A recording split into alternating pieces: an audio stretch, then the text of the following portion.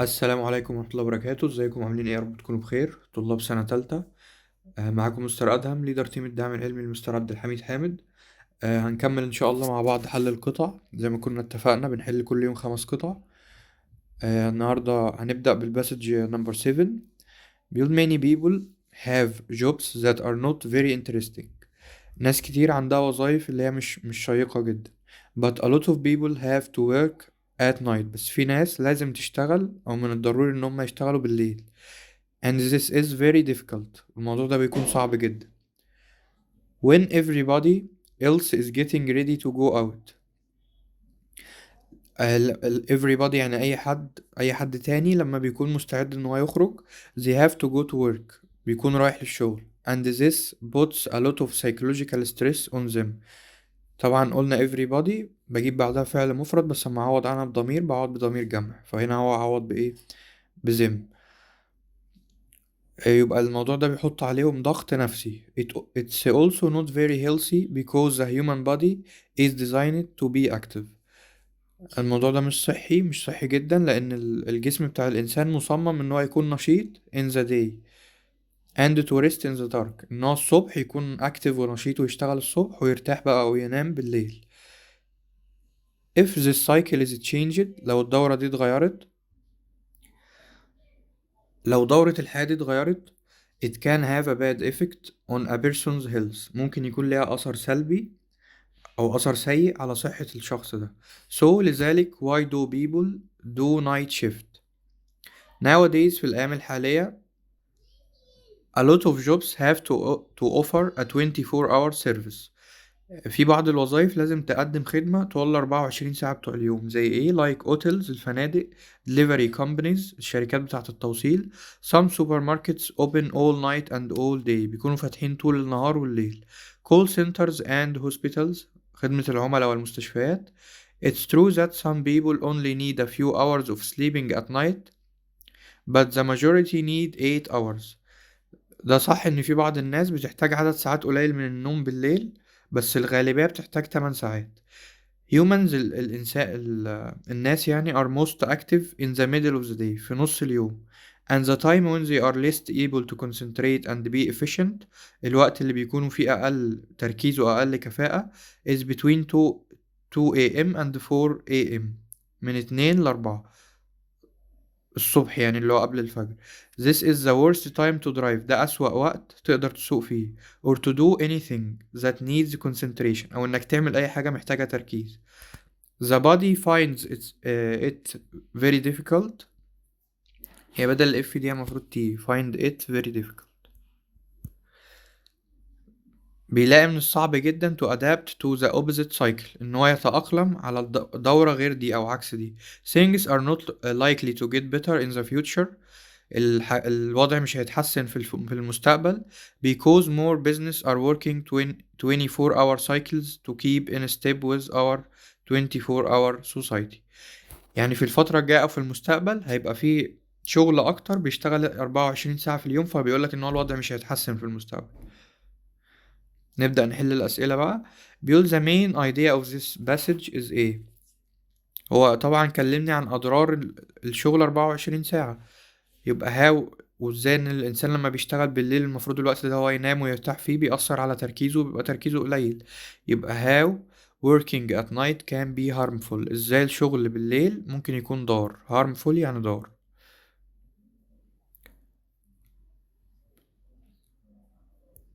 طبعا working late is not useful. العمل في وقت متأخر مش مفيد. لا، هو طبعا في بعض الوظائف بيبقى مفيد. لو دكتور فشغله في المستشفى بالليل هيبقى مفيد طبعا. describing the importance of work، هو ما اتكلمش على أهمية العمل عموما، هو كان بيتكلم على نقطة معينة اللي هو العمل at night. helping people change their way of life، هو ما اتكلمش ان احنا ازاي نقدر نغير ده، هو وصف الوضع الموجود بس. يبقى الإجابة الصح ان ازاي العمل بالليل كان be harmful ممكن يكون ضار، عشان هو قلنا بيقلل من التركيز. the writer thinks that you need نقط when you want to do anything. الكاتب بيقول ان انت محتاج ايه وانت بتعمل اي حاجة. طبعا قال محتاج concentration. The writer thinks that you need نقط when you want to do anything. الكاتب بيقول ان انت محتاج ايه عشان تعمل اي حاجة. قال ان انت محتاج تركيز concentration. محتاج ستريس توتر لا، investigation يعني تحقيق، abbreviation يعني اختصار. according to the passage we can infer دي نستنتج ايه من القطعة او ايه اللي نقدر نفهمه. هل it's difficult to change sleeping needs، ولا people need to sleep early between 2 a.m. and 4 a.m. ولا people sleep better in the early morning، ولا everybody needs the same amount of sleep. لو احنا قلنا ان عدد ساعات النوم دي بيختلف من شخص للتاني، بس الأغلبية بتحتاج 8 ساعات. ولا people sleep better in the early morning، الناس بتنام أحسن وقت النهار الصبح، لا طبعا. it's difficult to change sleeping needs، لا. هو الحاجة اللي احنا نقدر نفهمها من القطعة او اللي اتذكرت اصلا بالنص في القطعة، ان الوقت ما بين 2 a.m. and 4 a.m. ده الوقت اللي لازم يكون الانسان نايم فيه، والتركيز فيه بيكون قليل كده جدا، عشان كده بيقولك ما ينفعش تسوق في الوقت ده. يبقى people need to sleep early between 2 a.m. and 4 a.m. we can summarize the last paragraph that in the future. تقدر تلخص الفقرة الأخيرة إن في المستقبل إيه اللي هيحصل. الفقرة الأخيرة اللي هي دي: fewer people will work during the day، عدد أقل من الناس هيشتغل طول اليوم. لا، احنا قلنا إن عدد أكبر من الناس. many people will stop working during the day، في ناس كتير هتوقف إن هي تشتغل طول اليوم. لا. nobody will work at night، مفيش أي حد هيشتغل بالليل. لا طبعا غلط، يبقى الإجابة الصح some jobs will always be done at night، في بعض الوظائف هتستمر إن هي تكون بيتم تأديتها بالليل. the best title of the passage، العنوان المناسب للقطعة ايه؟ sleeping at night is not important، لا غلط طبعا، النوم بالليل مهم مش مهم. we are in bad need to work at night، احنا في حاجة ضرورية ان احنا نشتغل بالليل. ولا society is changing but our bodies are not. هي طبعا دي افضل عنوان. ليه؟ لان احنا زمان كان الحاجة اللي بتشتغل 24 ساعة هي الحاجة الوحيدة ممكن تكون المستشفى، اي حاجة غير كده بتقفل. دلوقتي بقى اغلب البيزنس بقى شغال 24 ساعة، فالمجتمع اتغير، السوسايتي اتغير. بس احنا الجسم بتاع الانسان زمان كان محتاج نوم 8 ساعات، دلوقتي برضو محتاج نوم 8 ساعات. يبقى السوسايتي المجتمع بيتغير، بس our bodies are not changing، ما بتتغيرش. the underlined word active can be replaced with، يعني ايه الكلمة اللي ممكن اشيل active واحط مكانها ايه؟ inactive دي عكسها لو عايز انتونيم ليها. different يعني مختلف، لا. upset يعني حزين او منزعج. يبقى energetic اللي هي حيوي او نشيط. The writer thinks that the majority of people need not hours of sleep، قلنا 8 ساعات نوم، يبقى 8 hours of sleep. الغالبية من الناس محتاجة 8 ساعات نوم. People who have to work at night shifts struggle with، الناس اللي بتضطر تشتغل بالليل بيعانوا من ايه؟ طبعا قلنا psychological stress، ضغط نفسي، دي اتذكرت برضو في النص بالقطعة. القطعة اللي بعدها number 8 بيقول how you can improve your English depends particularly on whether or not you live in an English speaking community. يبقى ازاي تقدر تقوي الانجليزي بتاعك بيعتمد بشكل خاص هل انت عايش في مجتمع بيتكلم انجليزي ولا لا. if you hear English spoken every day، لو انت بتسمع ناس بتتكلم انجليزي كل يوم and mix freely with English speaking people، وبتختلط مع ناس بتتكلم انجليزي، that is an advantage، ده بيكون حاجة ميزة. on the other hand، على الجانب الآخر أو على النقيض، it's often confusing قلنا يعني محير أو مربك. to have the whole language poured over you at once، إن أنت مرة واحدة تصطدم باللغة كأنها بتدلق عليك مرة واحدة. ideally a step-by-step course should accompany or lead up to this experience، يعني ما ينفعش تقول عايز تتعلم انجليزي تقوم جاي تصطدم باللغة كاملة على بعضها كده مرة واحدة، لا لازم تمشي خطوة بخطوة تاخد كورس يكون step by step. it will also help a great deal if you can easily get the sort of English books in which you are interested، لو جبت كتب انجليش تكون من النوع بتاع المواضيع اللي انت مهتم بيها. to read a lot is essential، انك تقرا كتير بيكون ضروري. read as many books in English as you can، اقرا كتب بالانجليش على قدر المستطاع على قد ما تقدر. not as a study but for pleasure، مش كتب دراسية بس ولكن كتب للانترتينمنت، ان انت تقدر تتسلى وترفع عن نفسك بيها. Don't choose the most difficult books you find. ما تختارش أصعب كتب تقدر تلاقيها. With the idea of listening and learning as many new words as possible. Choose what is likely to interest you. الحاجة اللي هتكون شيقة ومثيرة بالنسبة لك. And be sure in advance that it's not too hard. وخليك عارف مقدما ان هي مش صعبة جدا عشان تقدر طبعا تفهمها. You should not have to be constantly looking up new words in the dictionary. مش مضطر او مش من الضروري ان انت تبقى بصورة مستمرة عمال تدور في القاموس على الكلمات. ولو كتاب صعب جدا هتبقى مش عارف الكلمات اللي فيه فمضطر تدور عليها في القاموس. For that didn't interest and checks real learning. يكون تعلم جاد أو بصورة حقيقية. Look up a word here and there. إنك تدور على معنى كلمة هنا وهناك. But as general policy خلي سياسة عامة. Try to guess what words mean. إنك تحاول تخمن الكلمات معناها إيه from the context من السياق. يعني ممكن تكون كلمة أنت مش عارفها بس لما تقرأ الجملة على بعضها من السياق تفهم الجملة. You should enjoy the feeling which reading gives you. المفروض تستمتع بالإحساس أو الشعور اللي القراءة بتديهولك of having some command of the language. As you read كل ما بتقرأ you will become more and more familiar with words. هتبقى عارف الكلمات أكثر سهولة ومعروفة بالنسبة لك بطريقة أكبر. And sentence patterns.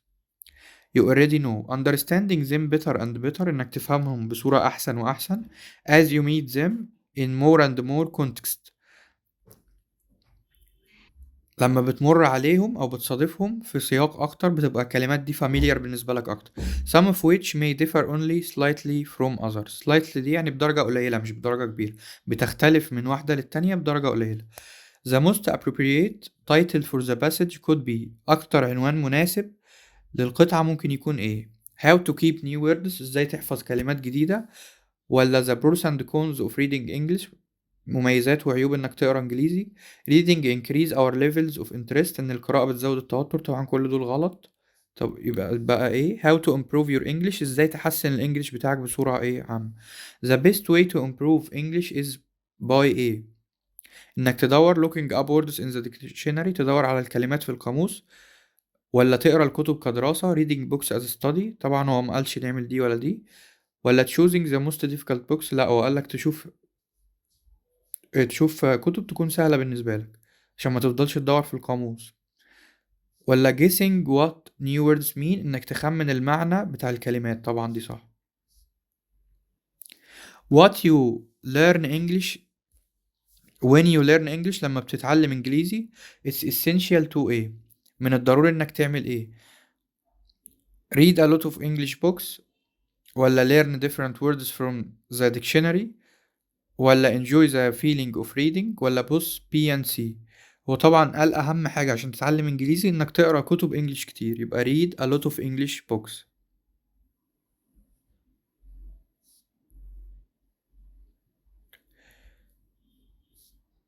هو enjoy the feeling of reading دي طبعا من النصايح اللي هو قالها لك في القطعة.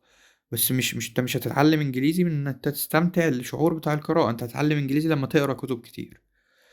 which one of these sentences is correct. اي من الجمل التالية دي بتكون صح. read books that are hard. اقرا الكتب اللي بتكون صعبة. لا طبعا وقال لك اختار كتب تكون سهلة عليك. read books that are not hard. طبعا دي صح. احنا قلنا اختار الكتب اللي ما تكونش صعبة. guessing the meaning is not an ideal way. مش طريقة مناسبة او نموذجية. لا غلط. احنا قلنا انت المفروض تعمل guessing للمينينج. look up new words in advance. دور على كل كلمة مقدما. لا واحنا قلنا read books that are not hard. وتحاول تخمن المعنى بتاعهم من السياق. مش لازم كل كلمة تفضل تدور عليها في القاموس. The factor that learning and improving English depends on. العامل اللي تحسين أو تعلم الإنجليزي بيعتمد عليه هو reading a lot of English books. إنك تقرأ كتب كتير. إنك تقرأ كتب كتير ده بيساعدك تتعلم بس ده مش العامل اللي متوقف عليه تعلم الإنجليزي. طب إيه العامل؟ the place where you live. إن إحنا في أول القطعة خالص قلنا لو أنت عايش في مكان في ناس بتتكلم إنجليزي كتير وبتحتك مع ناس أو بتختلط بناس بيتكلموا إنجليزي كتير هيبقى الموضوع سهل جدا بالنسبة لك. يبقى بيعتمد العامل الرئيسي المكان اللي أنت عايش فيه. يعني طبعا البيئة المحيطة من أهم العوامل المؤثرة على تعلمك للغة أصلا. The writer recommends الكاتب بيوصي بإيه أو بيقترح إيه to learn English عشان تتعلم إنجليزي using step by step having the whole at once. لا دي قلنا غلط، إنك تصطدم باللغة مرة واحدة ده غلط. looking up every new word، لا هو قال أنت المفروض تعمل guessing للمينينج، مش كل كلمة تدور عليها في القاموس. reading the most difficult books، إنك تقرأ الكتب الأكثر صعوبة، لا هو قال اختار كتب تكون سهلة بالنسبة لك. يبقى إنك تتعلم الإنجليزي step by step، خطوة بخطوة using step by step method. The antonym of the underlined word confusing، محير أو مربك، عكسها إيه؟ عكسها طبعا clear، واضح. سؤال سهل جدا يعني. الباقي دول synonym ليها، اللي هو unclear و upsetting و puzzling، كل دول بيساووا إيه؟ confusing. A synonym for the underlined word slightly، slightly اللي هي بدرجة قليلة مش بدرجة كبيرة يعني، بتساوي a little. حتى انتوا كنتوا واخدينه في درس المقارنة، لو عايز أقول إن الصفة دي أقل بشوية قليلين أو أكتر بشوية قليلين، أقول slightly أو a little أو a bit. يبقى a little بتساوي slightly. passage number 9 بيقول different colors can affect us in many different ways. ألوان مختلفة ممكن تأثر علينا بطرق كتير مختلفة. That's according to Verity Ellen، ده اسم واحد أو اسم واحدة طالما بيقول in her new series color me healthy. في الكتاب ده Verity looks at the ways، بتبحث الطرق that colors can influence، اللي الألوان تقدر تأثر أو بتأثر how hard we work، الطريقة الجد اللي احنا بنشتغل بيه، and the choices we make، والاختيارات اللي احنا بنعملها أو بناخدها. they can even change our emotions، ممكن يغيروا مشاعرنا أو إحساسنا، and even influence how healthy we are، لدرجة إن هما ممكن يأثروا على الصحة اللي احنا فيها. have you ever noticed how people always use the same colors for the same things؟ هل انت من قبل لاحظت ازاي الناس بتستخدم نفس الألوان؟ هل انت لاحظت قبل كده ازاي الناس ممكن تستخدم نفس الالوان لنفس الاشياء؟ Our toothpaste اللي هو معجون السنان is always white or blue or maybe red، دايما بيكون ابيض او ازرق واحيانا بيكون احمر. It's never green، عمره ما بيكون لون معجون السنان اخضر. Why not؟ ليه لا؟ For some reason we think that blue and white is clean، اللون الابيض والازرق ليهم دلالة ان هو الكلين، النظافة. While we think of green products، المنتجات الخضراء، as being a bit disgusting ده يعني مقرف. It's the same for businesses. We respect a company which write its name in blue or black، بنحترم الشركات اللي بتكتب اسمها باللون الأزرق أو الأسود. But we don't respect one that use pink or orange، اللي بيستخدموا مثلا اللون البرتقاني.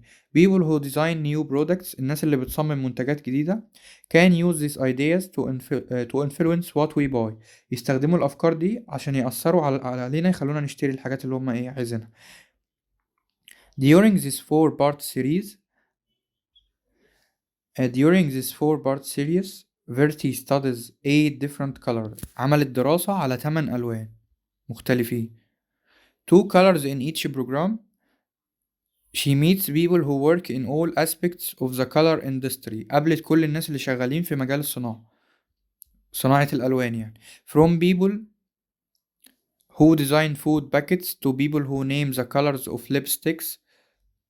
Some of the people she meets clearly have very little scientific knowledge to support their ideas. الناس اللي هي بتصمم العبوات بتاعة الأكل أو الطعام، أو الناس اللي to people who name the colors of lipsticks، اللي بيسموا الأسامي بتاعة الألوان بتاعة الليبستيك. Some of the people she meets clearly have very little scientific knowledge، عندهم معرفة علمية قليلة جدا to support their ideas، عشان يدعموا أفكارهم. Such as the American color doctor who believes that serious disease can be cured by the use of colored lights. في دكتور بيقول ان احنا ممكن نعالج الامراض الخطيرة، ممكن تتعالج باستخدام الاضاءة الملونة. However، على الرغم من ذلك she also interviews، عملت مقابلة مع real scientists، مع علماء حقيقيين who are studying the effects of green and red light on mice، اللي كانوا عاملين دراسة عن أثر الضوء الأحمر والأخضر على الفئران. with some surprising results، وكان عندهم نتائج مدهشة. overall it's an interesting show، عرض شيق أو رائع. and anyone who watches it وأي حد بيتفرج عليه will probably find out something new من المحتمل هيلاقي حاجة جديدة.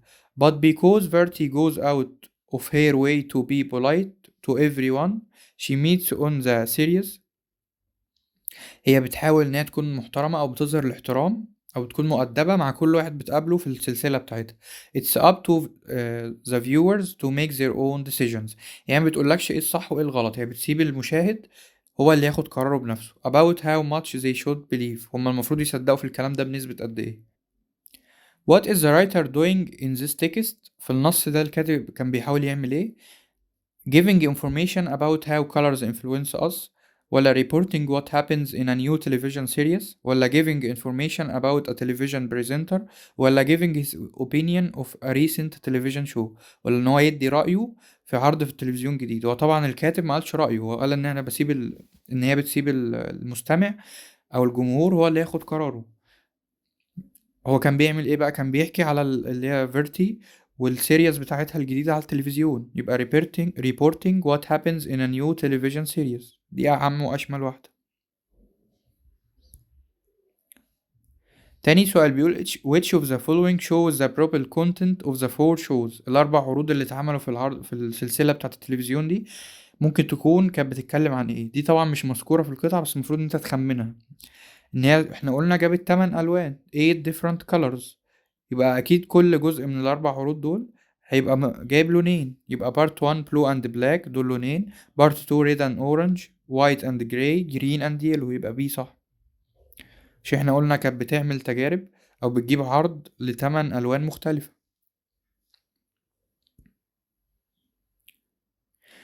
according to Verti why is knowledge of color important؟ بالنسبة لها ليه المعرفة باللون بتكون مهمة؟ عشان هي قالت ان فوق ان ممكن الديزاينر يخلي المنتج بتاعه يتباع بصورة اكبر او بصورة اكتر لو اختار اللون صح.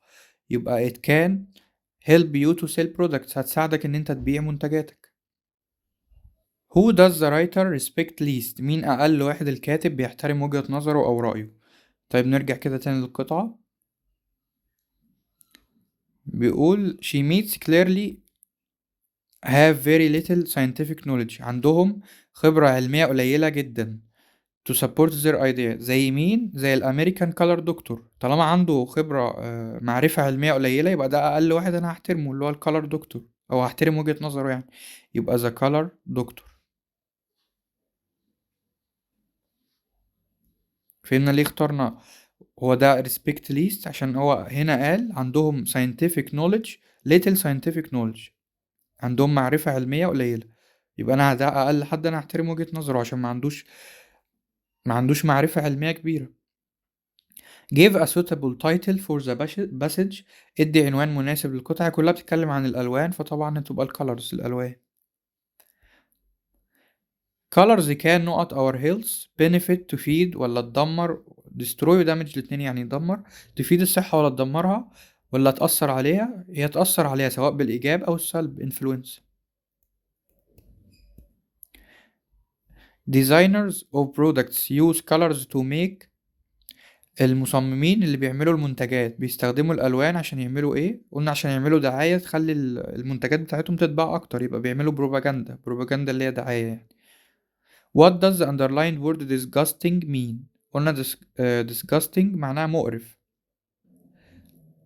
هل عكسها acceptable مقبول؟ لأ. ولا wonderful رائع ولا exciting؟ لأ طبعا. يبقى repellent دي كلمة معناها طارد. يعني ايه طارد؟ يعني منفر، الناس بتبعد عنه. الحاجة المقرفة طبعا بتبقى الناس بتنفرها وبتكرهها، يبقى repellent. then عندي passage number 10. pollution occurs when pollutants contaminate the natural surroundings. التلوث بيحدث لما الناس اللي بتسبب التلوث بتعمل بتلوث الطبيعة المحيطة بيها. which brings about changes اللي بيسبب تغيرات that affect our normal lifestyle adversely، اللي بيسبب تغير في الحياة أو شكل أو أسلوب الحياة أو شكل الحياة الطبيعي بتاعنا. pollutants are the key element or components of pollution. هما العنصر الرئيسي أو الأساسي في التلوث. which are generally waste materials of different forms. اللي هما الملوثات دي بتكون ايه بقى؟ waste materials of different forms، أشكال مختلفة.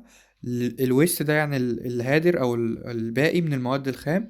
pollution disturbs our ecosystem، بيدمر النظام البيئي بتاعنا. and the balance in the environment، والتوازن في البيئة. with modernization and development in our lives، اللي هو التطور اللي بيحصل وانك تواكب العصر اللي بيحصل في حياتنا. pollution has reached its peak. بيك دي اللي هي القمة، وصل لقمته، أعلى ليفل ليه. giving rise to global warming، الاحتباس الحراري. and human illness، والأمراض اللي بتيجي للبشر. pollution occurs in different forms. التلوث بيحدث بأشكال مختلفة. air، تلوث في الهواء. والووتر، المية. السويل اللي هي التربة الزراعية. وراديو اكتيف اللي هي الموجات. والنويز اللي هي الضوضاء. heat and light، الحرارة والضوء. air pollution is the most prominent and dangerous form of pollution. تلوث الهواء واحد من أكثر وأخطر أنواع التلوث اللي ظاهرة وموجودة. excessive burning of fuel release a large amount of chemical substances. انك تحرق الحرق بتاع الوقود بيؤدي الى مواد كيميائية بتنتشر في الهواء كل يوم. these pollute the air. these دي عايدة على ايه؟ طبعا على الكيميكال substances دي بتلوث الهواء. release of such hazardous gases.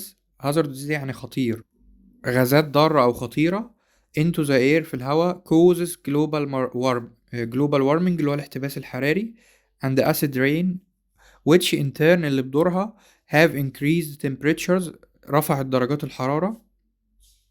erratic rains and droughts worldwide.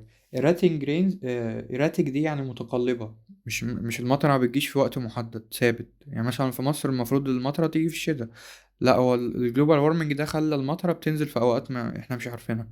and droughts اللي هو الجفاف making it tough for the animal to survive. كل ده بيخلي ان الحيوانات تكمل حياتها حاجة صعبة.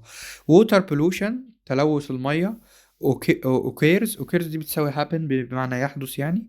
due to several factors، نتيجة لعوامل كتير. the industrial waste dumped into the rivers، المخلفات بتاعت المصانع اللي بتترمي في الأنهار. and other water bodies cause an imbalance in the water، بيعمل عدم توازن في المية. leading to its severe contamination and death of aquatic species. كل ده بيسبب وفاة أو بيؤدي لموت الكثير من أنواع من الحيوانات بتموت بسبب كل ده.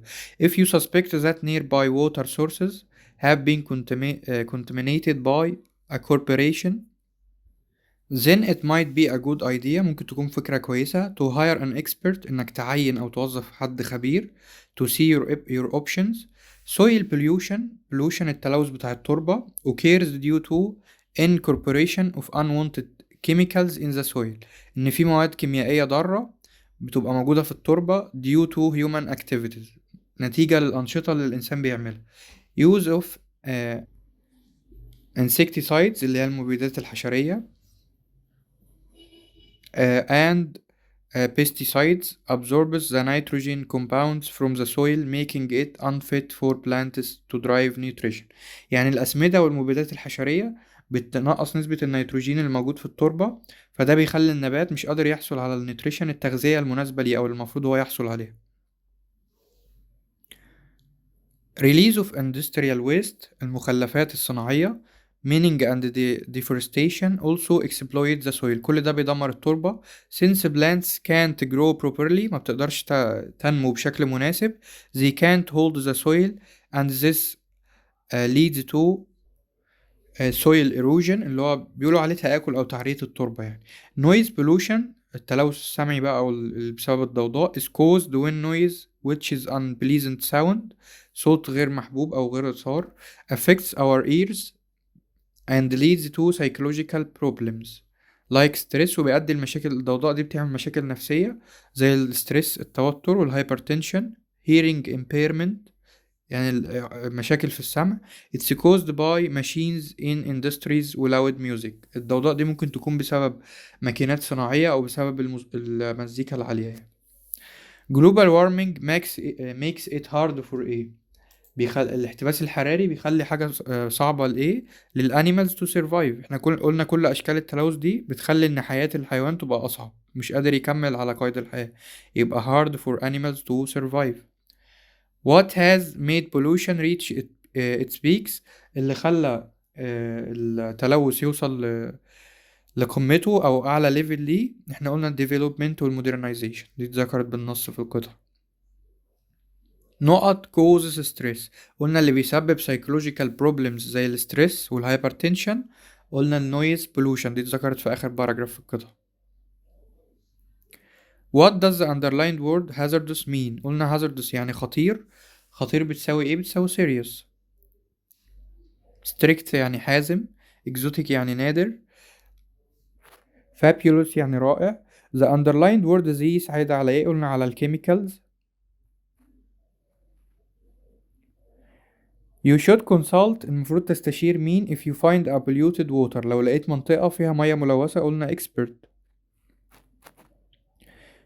pollution التلوث causes ايه in the environment؟ causes قلنا بيسبب عدم توازن اللي هو ال imbalance، عدم توازن. نقط pollution causes psychological problems، قلنا النويز pollution هو اللي بيسبب psychological problems زي الهايبرتنشن والستريس. passage number 11 let children learn to judge their own work، خلي الأطفال تتعلم إن هي تحكم على العمل اللي عملوه بنفسهم أو الحاجة اللي عملوها بنفسهم. A child learning to talk doesn't learn by being corrected all the time، إن الطفل يتعلم يتكلم، هو مش بيتعلم بإن أنت طول الوقت تفضل تصحح له. If corrected too much، لو صححت له كتير he will stop talking، هيبطل يتكلم. He notices 1,000 times a day the difference between the language he uses and the language those around him، هو بيلاحظ كل يوم الآلاف من التغييرات بين اللغة اللي هو بيستخدمها واللغة اللي الناس اللي حواليه ايه بتستخدمها، فانت من غير ما تصحح له هو كده كده بياخد باله. He makes the necessary changes to make his language، هو بيعمل التغييرات الضرورية عشان يخلي اللغة بتاعته like other people، زي بتاعت الناس اللي in the same way، بنفس الطريقة. children learning to do all the other things، الأطفال بتتعلم تعمل باقي الحاجات كلها. they learn to do without being taught، هما بيتعلموا من غير ما حد يعلمهم. to walk إن هما يمشوا، run يجروا، climb يعني يتسلق، whistle and ride a bicycle. compare their own performances، بيقارنوا أدائهم with those of more skilled people، بالناس اللي عندها مهارة أكتر. and slowly make the needed changes، ببطء بيعملوا التغيرات المطلوبة. but in school في المدرسة we never give a child a chance، عمرنا ما بندي الطفل فرصة to find out his mistakes، إنه يكتشف أخطائه.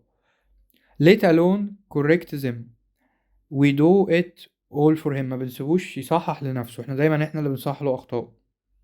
we act as if we thought that he would never notice a mistake، إن هو عمره ما هيلاحظ الخطأ اللي هو عمله unless لو احنا pointed out to him، لو احنا شاورنا له عليه أو قلنا له عليه. or correct it unless he was made to، ومش هيصحح لنفسه غير لو أجبر على كده. soon he becomes dependent، هو بيبقى معتمد على on the teacher، معتمد على المدرس بتاعه، ما بيقدرش يصحح حاجة لنفسه. let him do it himself، خليه يعمل كده بنفسه. let him work out with the help of other children، خليه يحاول ان هو يحل مشاكله بمساعدة الأطفال أو التلاميذ اللي حواليه. what this word says، what the answer is to that problem، الكلمة دي بتقول ايه وايه حل المشكلة دي او ايه حل المسألة دي. whether this is a good way of saying or doing this or not، هل دي طريقة كويسة عشان تقول كده او لا، او انك تعمل الحاجة دي او لا. if it's a matter of right answer، لو هي مسألة إجابة صح as it may be in the mathematics or science. let him correct his own papers، give him the answer book، اديله الكتاب اللي فيه الإجابات وخليه يصحح لنفسه. why should teachers why should our teachers waste time on such routine work، ليه المدرسين بتاعنا بيضيعوا وقت في ان هم يعملوا حاجة روتينية زي كده. our job should be to help the child، ان احنا نساعد الطفل when he tells us that he can't find the way، لما هو يقول ان هو مش لاقي الطريقة ان هو يعرف to get the right answer، يعرف الإجابة الصح. Let's end all this nonsense of grades, exams, marks. Let us throw them all out and let the children وخلي الأطفال learn what all educated persons must someday learn، اللي في يوم ما أي شخص هيتعلمه. How to measure their own understanding، ازاي يقيسوا الفهم بتاعهم. And know what they know or don't know، او يعرفوا ايه اللي هم عارفينه وايه اللي مش عارفينه. Let them get on with this job and in the way that seems most sensible to them، الطريقة المنطقية او العقلانية بالنسبة لهم. With our help as school teachers، بمساعدتنا كمدرسين في المدارس. If they ask for it، لو هم طلبوا المساعدة. The idea that there is a body of knowledge to be learned at school and used for the rest of one's life، إن في معرفة الإنسان بيتعلمها في المدرسة وبيستخدمها في بقية حياته. Of one's life is nonsense in a world as complicated and rapidly changing. يعني المعرفة لو اعتمدت على المعرفة اللي أنا بعرفها من المدرسة بس مش هتكون كافية. ليه؟ عشان العالم معقد و rapidly changing، يعني بيتغير بشكل سريع. Anxious parents، الوالدين اللي هما بيبقوا قلقين. And teachers say but suppose they fail to learn، افترض ان هما فشلوا ان هما يتعلموا حاجة مهمة. Some things you will need to get on in the world. Don't worry، ما تقلقش. if it is essential، لو هو ضروري. they will go out into the world and learn it، لما يخرجوا للعالم ويشوفوها يتعلموها لوحدهم. What does the author think is the best way for children to learn things؟ ايه افضل طريقة اللي ألف القطعة شايف ان هي افضل طريقة الاطفال ممكن تتعلم بيها؟ ان هما يعملوا اخطاء وحد يصحح لهم، ولا listening to explanation، ولا يسمعوا الشرح من حد، ولا asking a great many، ولا يسألوا عدد أسئلة كبير، ولا by copying what other people do. المفروض ان هم هيشوفوا الناس التانية بتعمل ايه ويبدأوا يقلدوهم، يبقى by copying what other people do.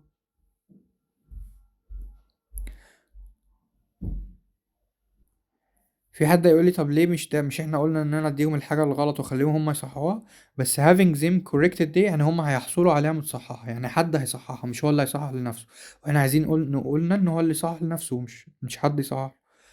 What does the author think teachers do which they shouldn't do؟ اللي المدرسين بيعملوه والمفروض ما يعملوهوش. They point out children's mistakes to them، دي قلنا المفروض ما يعملوهاش. المفروض الطفل هو يعرف ايه اللي هو غلط فيه ويكتشفه لوحده، مش المدرس يشاور له عليه او ينبهه ليه. The passage، القطعة suggests that learning to speak and learning to ride a bicycle are، انك تتكلم وانك تتعلم تركب عجلة are not really important، لا هم طبعا مهمين، مش مهمين. basically different from learning adult skills، مختلفين لا مش مختلفين. more important أكثر أهمية، ولا basically the same as learning other skills، ولا بشكل أساسي هما زي إنك تتعلم مهارة تانية؟ هما بشكل أساسي زي إنك تتعلم أي مهارة تانية، إنك بتحاول وتغلط وتفضل تحاول تاني لغاية ما تتعلم. exams and grades and marks should be abolished because children's progress should only be estimated by، المفروض التقدم بتاع الطلبة مين اللي يلاحظه؟ الطلبة نفسهم، the children themselves. concentrating adults نقط children's learning، ان الاشخاص الكبيرة او الوالدين لما يفضلوا مركزين مع الطفل ده بيعمل ايه؟ بيحسن، ولا enhance يحسن برضو، ولا develop يطور، ولا hinder يعني يعيق او يمنع. بيعيق ان الاطفال يتعلموا hinder. the writer thinks that، الكاتب بيعتقد that،